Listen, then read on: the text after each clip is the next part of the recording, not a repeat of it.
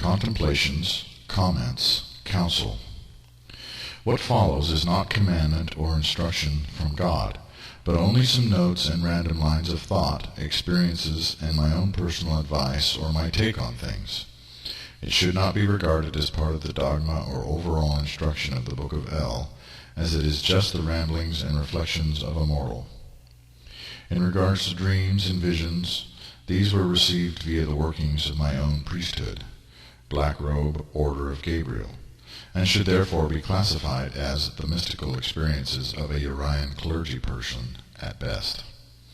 The spirit of prophecy departed from me when the Book of El was completed, but like any priest or priestess of the way, there are still occasional visionary encounters, and I have my own thoughts about my personal journey. Of phenomenon. Lost souls, ghosts, demons, and other non-physical beings affect the material world through the concentrated and sustained explosive projection of intense emotional energy, transmitted through electromagnetic mediums.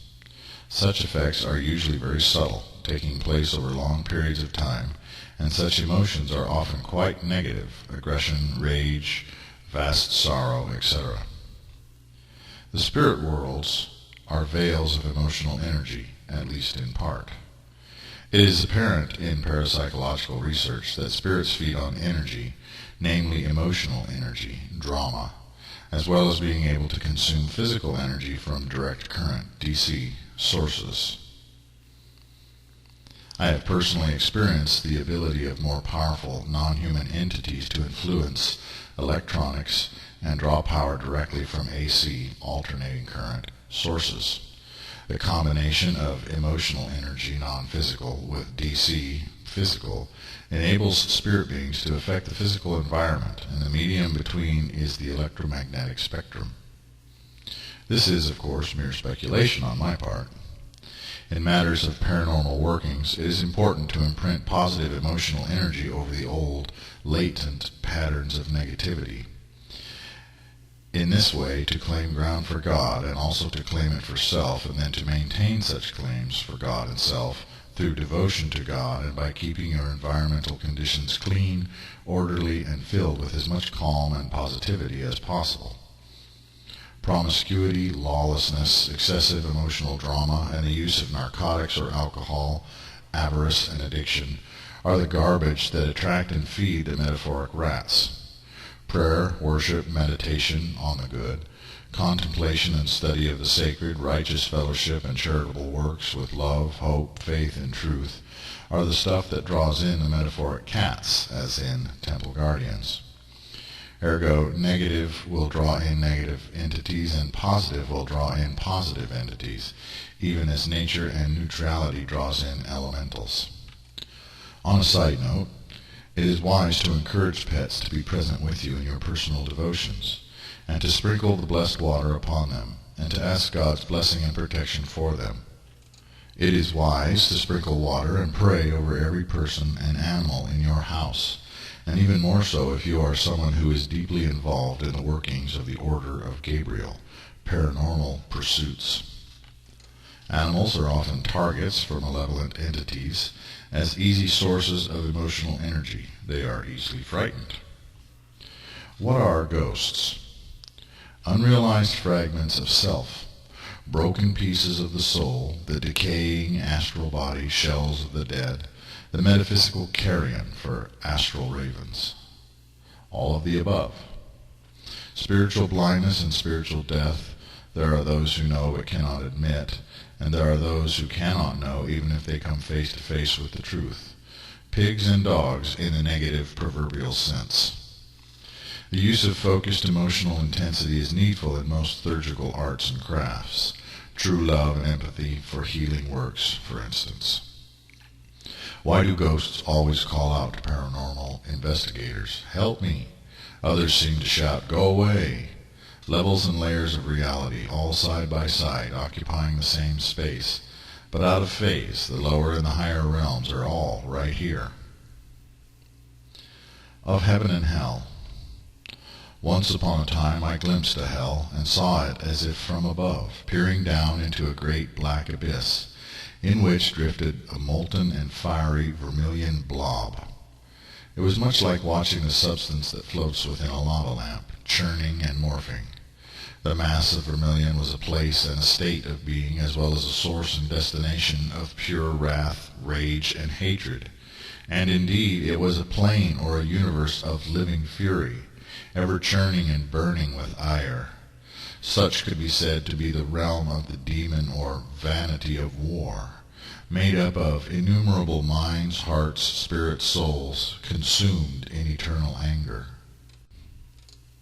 I have looked also into a heaven, where all was golden and white. Sky and sea and beings were all made up of this light and varied hues. This place and its inhabitants were drowning in love and acceptance, perpetual ecstasy and indescribable bliss.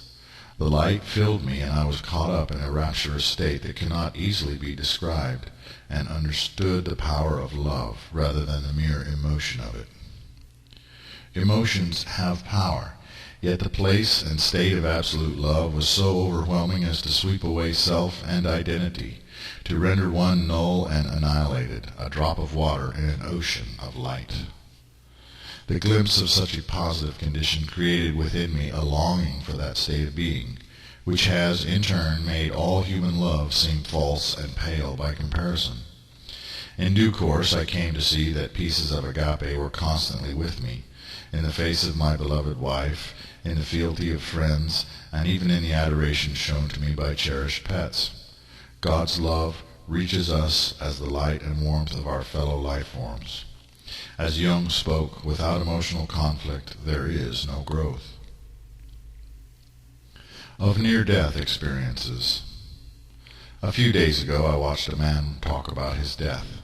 His soul was wiped or eaten by meningitis, and so his spirit was completely purified as he slipped into a deep coma. His life was spent focused on the brain and on science, and both failed him. He lingered in the muck and the mire of the unconscious and or lower levels of being, passed through Avalon on a butterfly wing, and went directly into the transuniversal. It made me wonder about the paths of the elders, and I realized that nature has its own doorway to the infinite, and that perhaps the neutrality of nature is the most pure path of all. Without a soul, the spirit, Mayan, passed more freely into the highest heaven. Yet it was also lost to the selfness of the all, a drop of water falling into an ocean. All past and present lives washed away in the face of connectivity to all things. The sound behind all sound, known to mystics from time immemorial, filled the infinite, and in blissful non-being he was contented.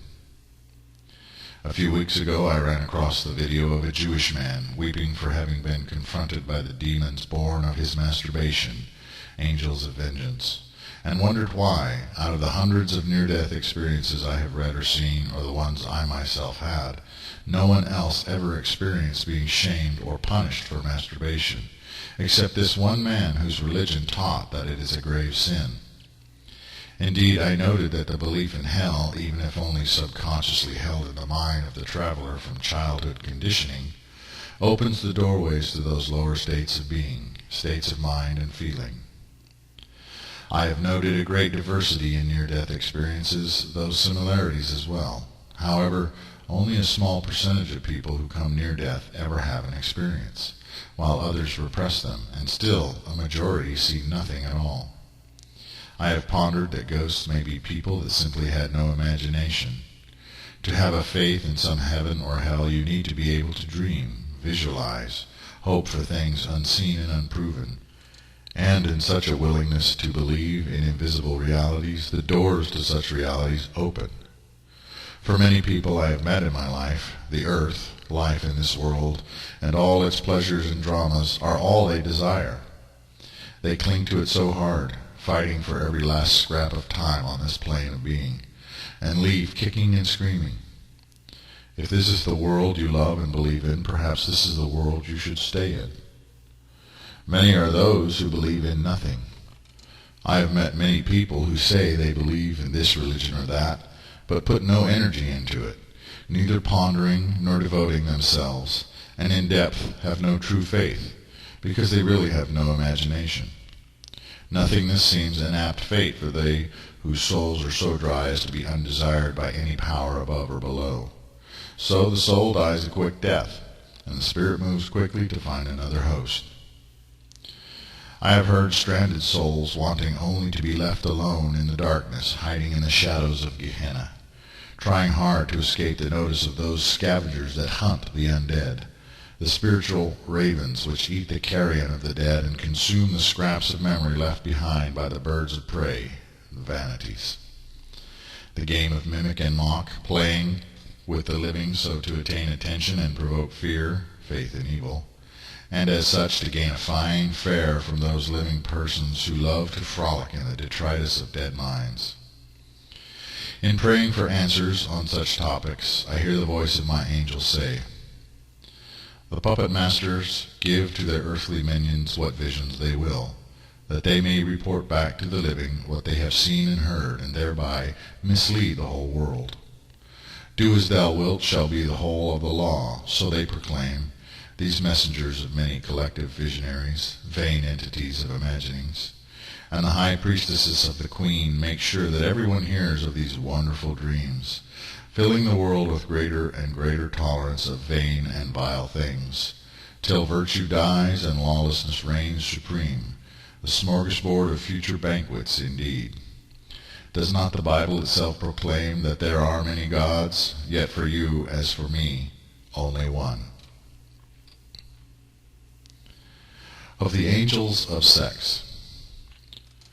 I have seen a plain of shallow, dark, and silvery waters, beneath a silvery blue sky that seemed to stretch forever, streaked with prismatic clouds. Upon the plain of water stood thousands of persons whose bodies were vaguely human in shape, rising and derived from the waters in which they stood. They were wrapped in golden light as with hooded robes, with variations of hue and tint, and their features were hidden unless one looked beneath their coverings. As I stared down at my feet, I could see that within the waters there was the image of the earth, laid out in 2 dimensions, as if a living map seen from above.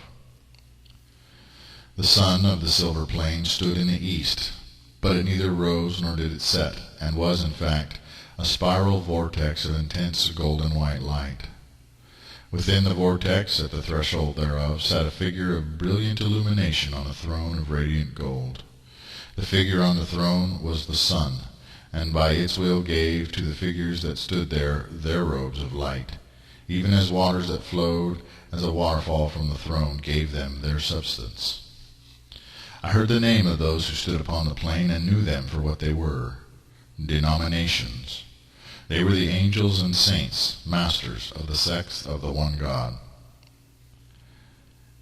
At the foot of the waterfall I beheld 7 that were larger than the others, each having robes of a color unique to itself. These were called the princes. 3 stood behind these, who were greater still. One had the color of a black mirror, another as an arc of golden lightning, and another as a blue-silver mirror. These were called the monarchs. Each was an expression of the source, he, it, she that sat upon the throne above. The 7 became one being, and the being was a man clothed in the emotional power and expression of righteousness. And this became a lamb with 7 eyes and 7 horns, its blazing white fur stained with vivid crimson splotches. The 3 became the water, the sky, and the robes of light, and these were understanding, wisdom, and truth. Of the 5th world. I beheld then that I was in a crowd of priests, from many ages, sects, and cultures, all human, both men and women counted among them. All were turning and kneeling before the throne and bowing down before the androgynous light being who sat upon the throne. I rose and went up before the throne and knelt again before the feet of living light. The vaguely humanoid and featureless figure that sat on the throne was seen then to be but a holographic image, projected by the rays of light and emanating from a distant source beyond the vortex. I moved toward the source of the light, and the light was a love that surpassed understanding, conscious and alive, having personal and positive regard. I stood on a road of gold and turned to look behind me. There came after me a vast host of living souls, from every age, sect, and culture of the world, servants of the One by different names, from every period of human history. More than these, there came a procession of ghostly images as if from Noah's ark, and I saw, to my delight, the souls of every animal of sea, air, and earth, mingled in among the men and women of the past. Together, as one people, we moved toward the source. A place was prepared, an eternity where all could begin again or pick up where they had left off when the earth's end had broken their journey. I saw a doorway of light, and, in entering, beheld a realm of many realms, a reality of many mansions, like an ocean of bubbles, each bubble containing one or several galaxies. I heard this abode called Prismia, and the Rainbow Aeon. I stood upon a new glass sea, and my eyes fixed on a distant planet with many moons and rings like unto Saturn, though its size was greater than that of Jupiter. I heard the name of that world, but will not utter it, lest the uninvited venture there. I had reached the fifth world, with a host of spirits and a cadre of living souls in train, and these were but a tiny fraction of those who had traveled the golden path, the greater portion scattered as grains of salt thrown into the maelstrom sea of the Prismian plains. My dream came to life. Immortal, I dwelled among them, and was numbered a prince among the countless stars. Of Golems and Soulmates. The Sefer Yetzirah is an ancient Kabbalistic text devoted to the creation of golems. In some occult circles these are called egregori, and in Tibetan Buddhism they are called tulpas. In other words, magically created artificial life forms, which are certainly astral thought forms in nature. Kabbalah teaches that the act of masturbation, ejaculation, creates an angel of vengeance, an illegitimate child born of thought, will, desire, imagination, lust, and imaginary promiscuity, the fruits of sin. This is, in a sense, the creation of a thought form. Thoughts, beliefs, hopes, dreams, desires, passion equal emotional content. If you believe in something, it becomes real, at least for you, if only as a dream. A small child's imaginary friend is an egregore of sorts, and can become a poltergeist if the child is sufficiently invested in the existence of the imaginary friend, granting it quasi-life through emotional focus and the faith will. We are, after all, children of God, and in God's light and power we have the ability to dream and to build, and even in mere dreaming to create in an astral sense. The astral plane of mystical and magical circles being a reference to the collective dream depository of mankind, an ocean of consciousness. The creation of a golem was not regarded as a sin among Jewish mystics, and such workings are bound to attract the attention of Urian Gabrielites. Yet I have encountered dangers in constructing them, and in that they can take on a life and a will of their own, much like restless spirits. In Urianism, masturbation is a neutral act, yet fantasies of sexual lawlessness are still negative in nature, and certainly pornography is a corrupter of the mind and a polluter of the heart. By prayerful meditation in which you visualize the angels of vengeance transformed into angels of justice is of value to freeing yourself from the guilt ghosts. This is done by accepting responsibility for these illegitimate children of desire and dream, clothing them in love and light, and even naming them and giving them up to God, creating astral spiritual legions of psychic knights for Urianism.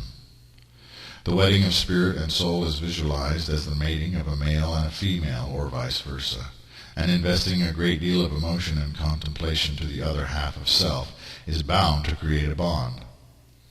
Is it a sin to visualize the wedding of one spirit as male bound to female while one is married to a physical woman on earth? Certainly not, for such visualization is only a symbolic union of the subconscious and the conscious mind. Esoterically, marriage is the bringing in of the divine, as in the participation of God in the marriage. A Urian wife is encouraged to unite more fully with her discarnate half of self, otherwise known as the spirit or Mayan, even as the Urian husband is encouraged to unite with his spirit.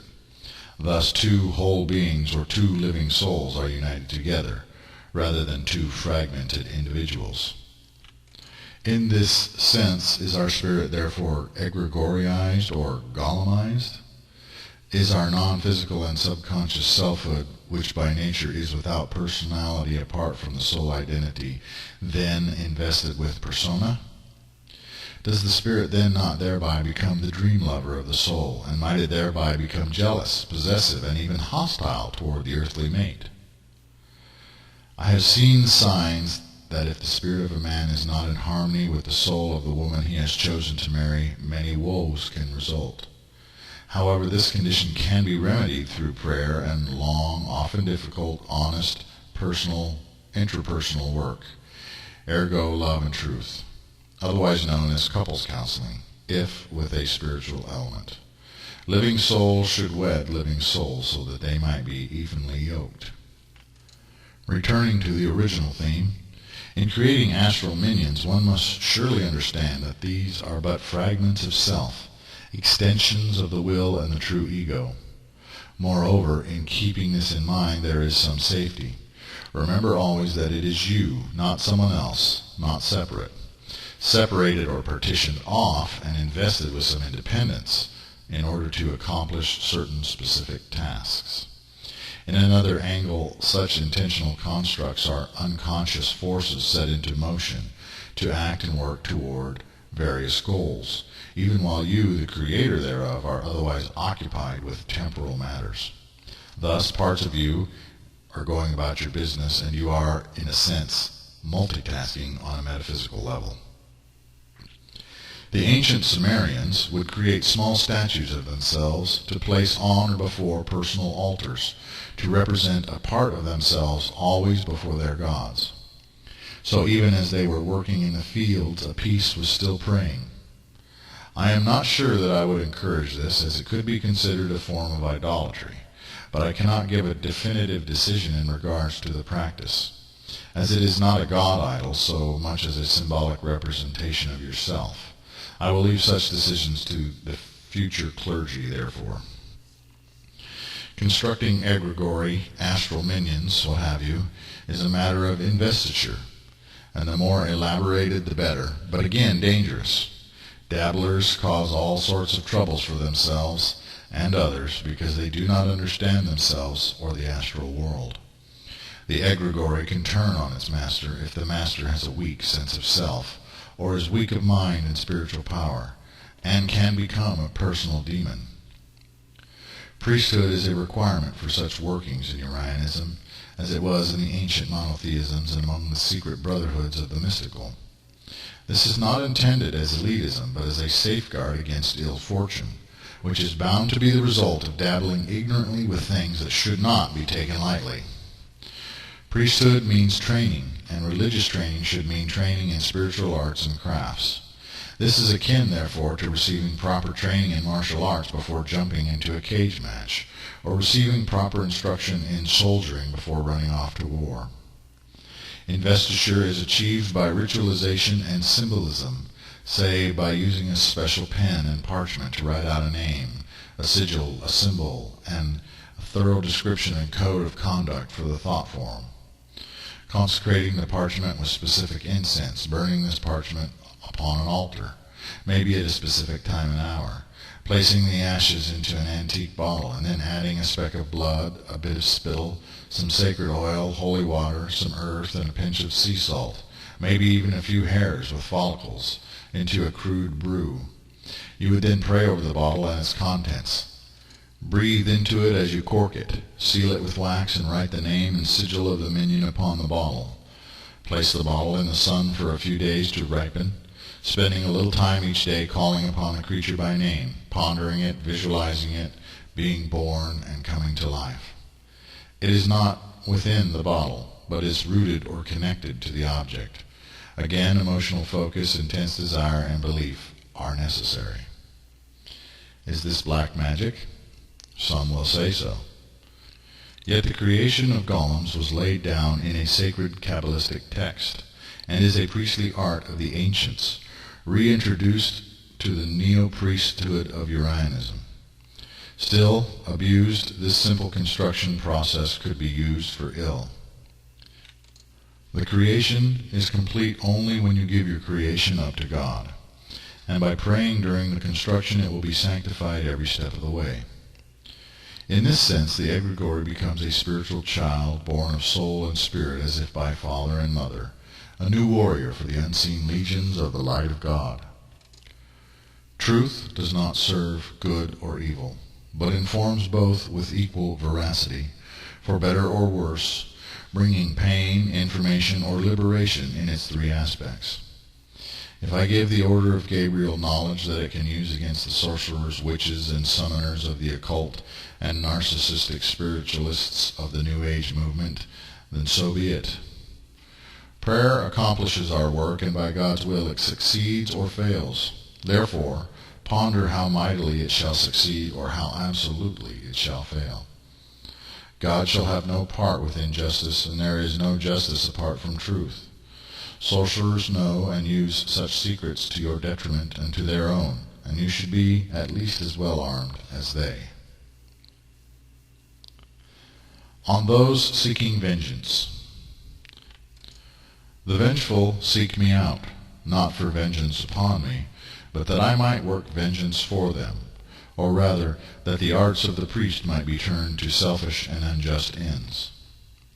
Be warned, all you priests of future days, to resist the temptation to assault persons or organizations unknown to you, on behalf or at the behest of an aggrieved complainant. They will come among you wanting only what they can get, offering nothing, committing to nothing, save themselves and their own grievances against others. This is seen often among the broken souls who claim this religion or that as an excuse to do Abaddon's work. Justice demands that you look into all matters and thoroughly vet the situation you are asked to mediate or resolve before invoking or evoking the agape of justice, or God as judge, the avenger. Of the New Age, children of confusion. The children of confusion will come to the golden path, but not to walk it, as that would require discipline and commitment, but to defile it. Indeed, they are coming, even now, for purpose of bringing controversy and pillaging knowledge, without care of wisdom, wanting all the benefits and none of the responsibility, much like they who fornicate and then abort their children. Spiritually promiscuous, they go from lover to lover, sect to sect, religion to religion, school to school, without fidelity or virtue, led by the spirit of she who rides the beast, despising the moral precepts of God our Lord, El, our Adonai, while hungry for spells and for more fragmented thoughts to add to and inform their babble-speak. These empty shells, spiritual and literal fornicators and dreaming blasphemers, claim priesthood and priestessship without a day's labor in the way, thinking themselves expert without having eaten or fully digested the manna of divine love. They take and move on, or they remain and sow confusions and amoral ideals. They call you to tolerance, but have no tolerance for the truth and no fidelity to the one, and they call you to what they regard as a way of love, that is but lawless promiscuity of the soul. They plug into this vanity and that vanity, equally flirting with archons and aeons with commitment to none. They set up an idol of Jesus on one side of their altar and an icon of Babylon on the other, and bow to both, while worshipping, in truth, only themselves, declaring themselves goddesses and gods. Yet, as it is written, they shall die as mere men. Is it not written in the Scriptures that antichrists are men of lawlessness, rejecting God's laws, and that one will come who will exalt himself above everything that is worshipped as a god, even above the Most High? Calling yourself a god or goddess is to mirror the vanities of the pagans. Indeed, the children of confusion will but lead you to idolatry, the worshipping of angels and veneration of crystals in place of El Echad. The morality of 3,000 years is not altered in 20 simply because popular culture, using the internet and advocacy journalism, deems it so. Hollywood morality is not God's morality. Popular culture is not popular among the saints and angels of heaven. From the Hebrew Scriptures to the Christian, from the Didache to the Quran, from the Avesta to the 10 Gurus, from the Bab to the Baha'u'llah, all agree on the 20 laws, or do not disagree. Balance law with compassion and mercy with justice. Of Kabbalah. Urianism is not a religion of Kabbalah.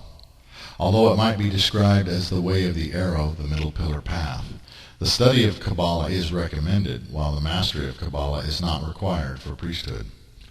The Order of Gabriel may find it useful, but are commanded to develop and flesh out the Urian mysticism and cosmology. I personally love the study of Kabbalah, the more traditional Jewish version. However, the Archangel Uriel, as well as the angel Uriah, often seemed aggravated by the subject, complaining that it placed too many layers and barriers between mankind and God. Uriel insisted that anything which comes between God and mankind runs the risk of becoming an idol or false god. It is useful as a tool, but it is not the only tool you will need. Don't get obsessed with it, and do not base your Urianism on it. Of the Vanities. In one sense, the Vanities are vampire entities who eat the souls, memory, personas of the living, and yet they might also be seen in a more positive light, or a less negative one, as necessary evils. Most people are simply not self-aware or spiritually developed enough to ascend to higher states of being or reach angelic realms, and most human souls will not be happy for very long in solar estates. Yet the soul essence of the dead has to go somewhere. Vanities, false gods, exists as archetypical, archonic expressions which might be said to emanate from mankind. In another sense, a vanity, as a personage, is a spider at the center of a web built by mankind, or actors stepping into roles and wearing costumes created by the collective unconscious of humanity. In another sense, humans are producing the psychic food that attracts and feeds the psychic spiders, metaphorically, and humans are going to exude such food whether or not it is eaten by the spiders. The spiders, false gods, inspired the mythology of the ancient world, but the ideas were given power by the beliefs and desires of humankind, fleshed out by man, as it were. I find it interesting that such myths differentiate between the gods above and the gods below, indicating that there are two types of devils, those of air, those of fire. The entities of civilization above, atmospheric astral, and the entities of savagery below, subterranean astral, both groups taking souls, consuming emotional energy and memory, either as tricksters or as predators, seducing or ripping. The nice people get seduced into surrendering identity, while the bad people get ripped apart. But in the end, both groups are just as non-existent. Ironically, non-existence is regarded as a praiseworthy state among occultists and in Eastern philosophy. I question whether at least a portion of the ancient spirits of the world make up the hosts of the underworld demons. Spirit was silent on this, neither confirming nor denying. Returning to my original line of reasoning about how to view the vanities, the more basic or primitive archetypes of human personality might be called the elders, while the archetypes that have arisen from the civilizing of mankind are more dynamic. A vain thing is a shallow thing, an empty and useless thing. To do something in vain is to speak of wasted efforts, such as a life lived in vain, as per the soul being lost to reincarnation. In this same way, service to a vain thing, like war, physical sex, the body itself, sports, etc., etc., are wasted works, leading only to death. Because the physical world is temporal, because flesh cannot endure forever, no matter how hard you exercise or how well you eat, and because you will ultimately be dead far longer than you are alive in the flesh, it is a vain, wasteful effort to set your heart on such matters, or on matter itself.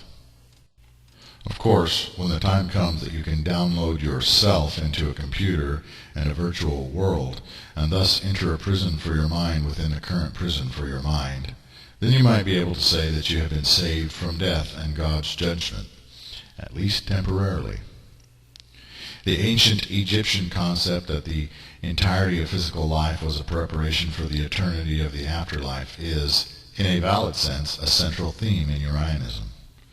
Urianism is not, however, about wishing to die, so much as preparing to live forever. Spiritual thinking is often counterintuitive or counter to natural reasoning.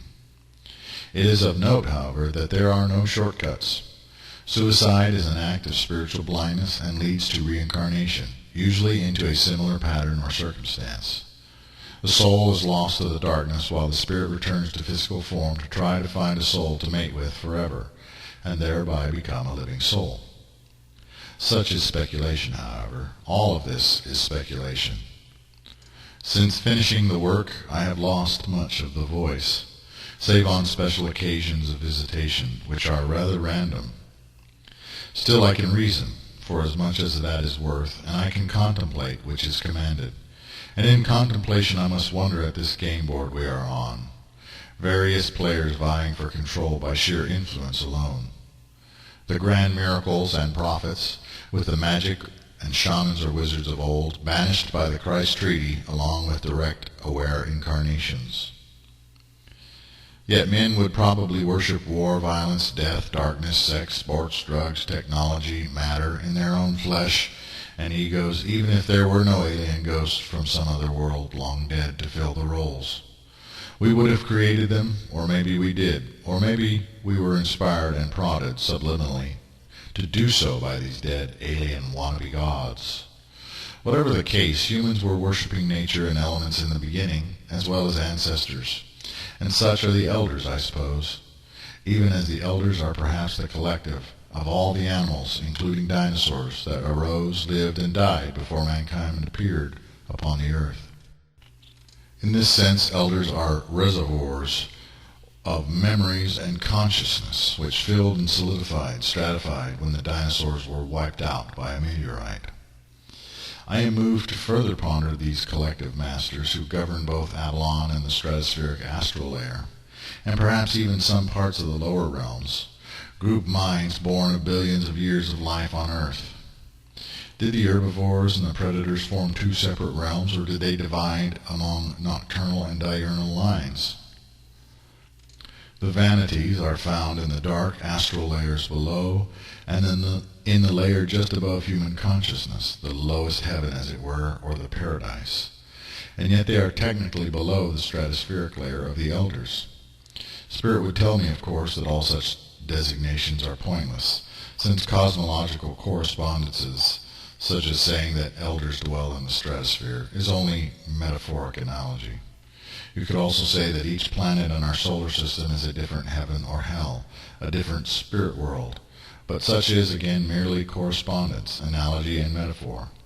These are states of the mind and mental realms of feeling and belief, shared vision and dreams, archetypical lands, if you will, and they exist without the need of actual or physical time and space.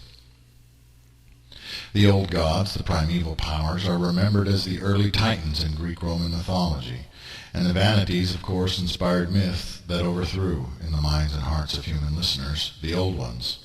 So civilization's gods overthrew hunter-gatherer gods. Is it all a god's war, then? The God of Abraham, the God of the angels or solar races, waging perpetual war with the amoral deities of fire and sky?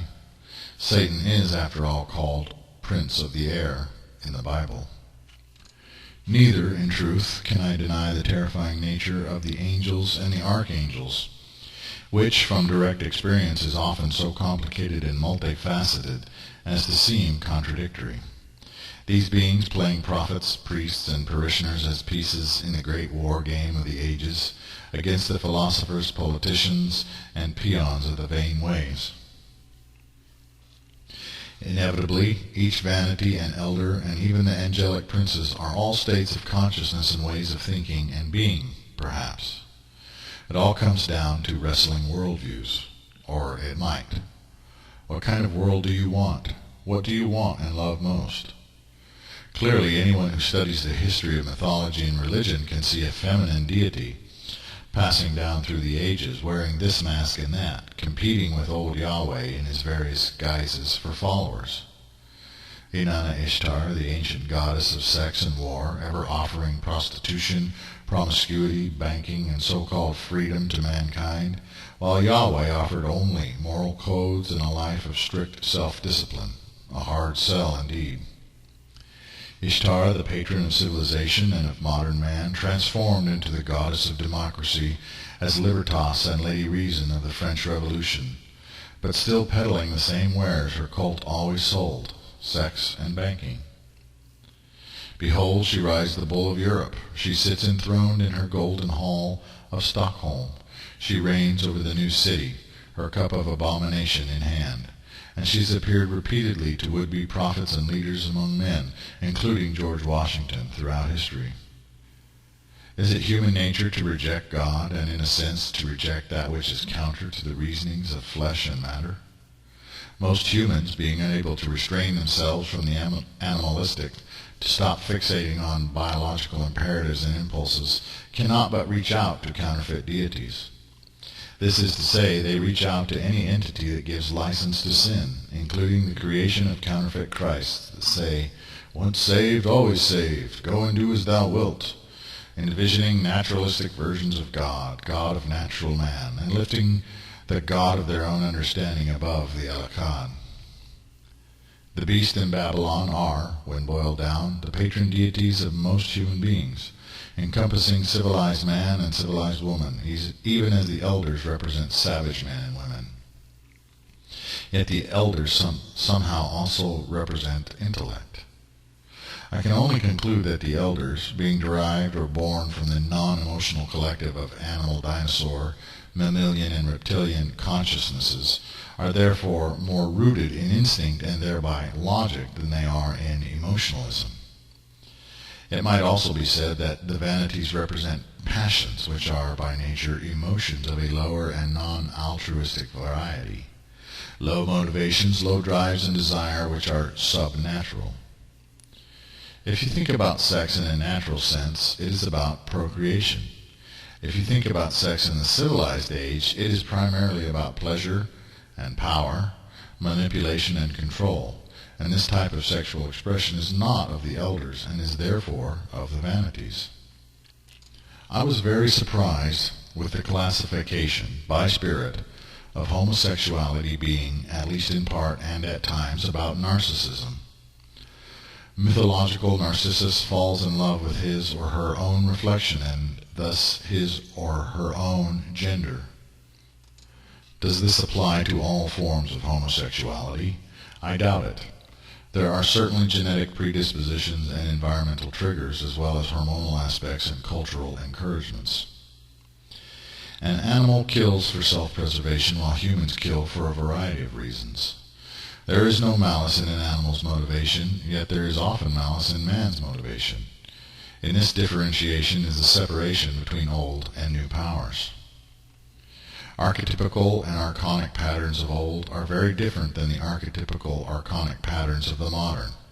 Yet neither the old ones nor the modern ones are the true God, which is both a being and also a transcendental ideal, or that which seeks to outgrow and evolve beyond physicality, a striving for eternity. Yet it can be said that there have always been those who deviate from sexual norms, those who murder, those who revel in causing pain to other living things, and those who steal more from greed than need, etc. Animals do steal, kill, conquer territory, and even play with their prey, which is actually motivated by curiosity and the need for training. Indeed, there are cases of sexual deviance among animals. Are animals emanations of man? Aberration in nature in and of itself does not prove normalcy. It simply proves that there is something wrong with the world as a whole. As mankind has, or should have, conscience, so mankind has choice. And this differentiates mankind from the animals, and thus turns much of what is natural into that which is sin. The real sin in such instances is the lack of self-control, the inability to rise above the impulse. It is perhaps nature's will for mankind to grow beyond the animal impulse or to evolve. As such, it could be said that the lowering of the moral bar, and therefore the encouraging of decreasing levels of self-control in individuals and societies, is a sin against nature as much as it is against God.